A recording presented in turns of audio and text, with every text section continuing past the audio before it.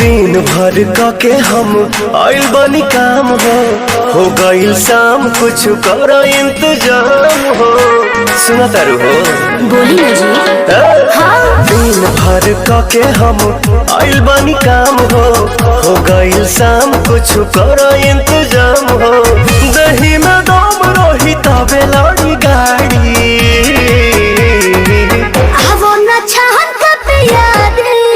राजा सहरी से तहरी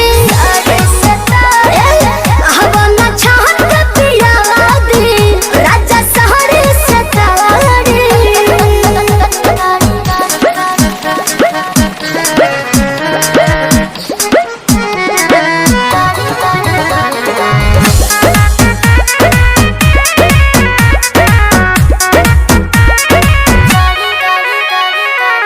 देर न लगाव तानी हाली कहरा बिल्कुल करे चटक चिखाना चिखा के लवने खाली कहरा।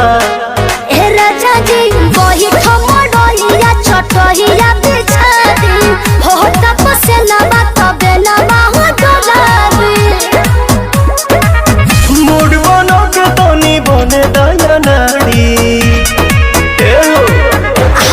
छहन के पिया दे राजा सहरे सतहरे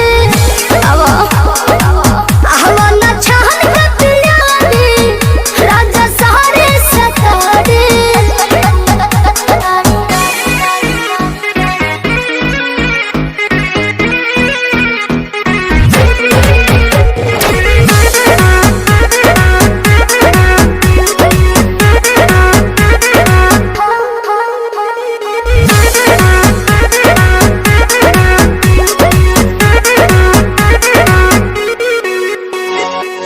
आज तो मिजाज मेहना नरमी चाही ए जी गरमी के दिन में गरमी चाही।